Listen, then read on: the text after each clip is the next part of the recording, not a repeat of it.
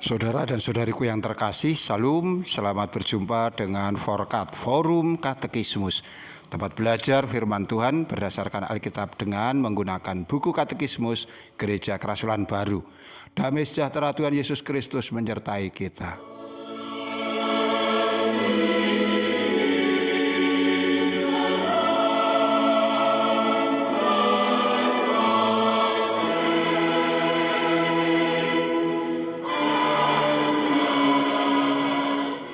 Kita sampai pada soal nomor 129.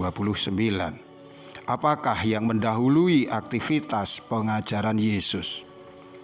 Yesus memperkenankan dirinya dibaptis oleh Yohanes Pembaptis di Sungai Yordan. Seketika menyusul baptisannya oleh Yohanes, Roh Kudus tampak turun ke atas Yesus. Dengan sebuah suara dari langit, Allah Bapa kemudian bersaksi, "Engkaulah anakku yang kukasihi, kepadamulah aku berkenan." Lukas 3 ayat 22. Melalui peristiwa ini dinyatakan kepada dunia bahwa Yesus adalah putra Allah. Lukas 3 ayat 21 sampai dengan 22 menyebutkan yang demikian. Ketika seluruh orang banyak itu telah dibaptis, dan ketika Yesus juga dibaptis dan sedang berdoa, terbukalah langit dan turunlah Roh Kudus dalam rupa burung merpati ke atasnya.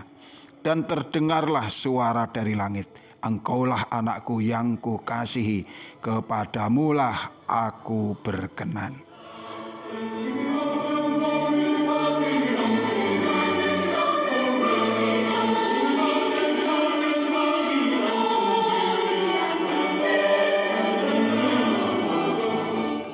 Saudara dan saudariku yang kekasih, peristiwa yang menyertai pembaptisan Sang Putra Allah memberikan kepada kita sebuah isyarat penting tentang pribadi Tuhan, yaitu sebagai Trinitas atau Allah Tritunggal.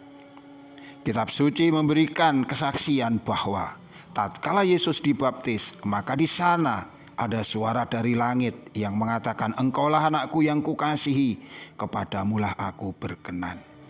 Pada kesempatan yang sama, Roh Kudus turun kepada Yesus dalam rupa burung merpati. Ini artinya dalam satu peristiwa dinyatakan adanya 3 pribadi dalam satu hakikat Allah, yaitu yang pertama adalah Allah Sang Bapa, di mana dinyatakan dengan firman-Nya, dan yang kedua adalah Sang Putra yang nyata di dalam diri Yesus Kristus, dan yang ketiga adalah pribadi Roh Kudus yang tampak dalam rupa burung merpati.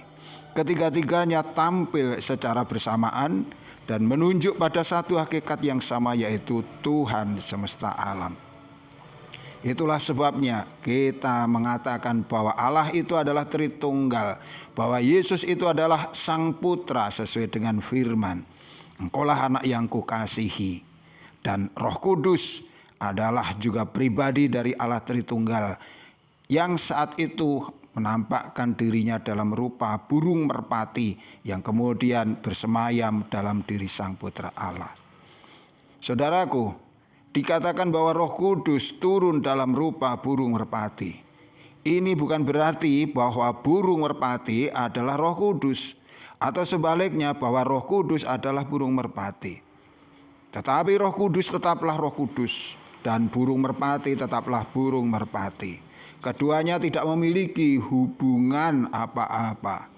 Alkitab menyebutkan dengan kata-kata dalam rupa burung merpati dimaksudkan untuk memberikan sebuah gambaran yang bisa diterima oleh manusia perihal kehadiran Roh Kudus dalam kehidupan Yesus Kristus.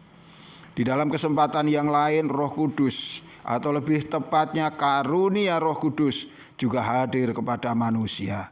Ini bisa kita lihat pada saat hari Pentakosta, di mana ditandai dengan adanya suara serupa tiupan angin keras dan adanya lidah api atau nyala api yang menghinggapi para murid.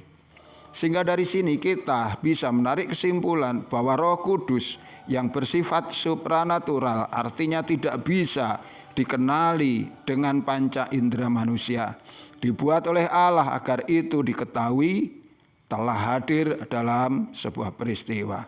Akan tetapi dalam hal ini Roh Kudus tetaplah Roh Kudus yang tidak bisa disamakan dengan makhluk atau benda apapun. Apakah itu merpati, apakah itu tiupan angin keras, ataukah itu nyala api atau lidah api. Saudaraku, kini menjadi jelas bahwa pengakuan terhadap Trinitas Allah adalah penting dan mendasar. Dengan mengakui Trinitas Allah berarti kita percaya bahwa Allah bukan hanya menciptakan alam semesta dan terus-menerus merawatnya, melainkan juga percaya bahwa Dia telah turun ke dunia untuk melawat umatnya. Juga kita percaya bahwa Roh Kudus adalah Allah di mana Ia menyertai, menerangi dan menuntun hidup kita. Berarti Allah tidak meninggalkan umatnya, tetap menjaga dan mendukung gerejanya. Dengan kita percaya kepada Allah Tritunggal, berarti kita bukan hanya mengenali Allah Sang Penguasa, tetapi juga sebagai penuntun dan penyelamat kita. Tuhan memberkati kita. Sampai jumpa. Amin.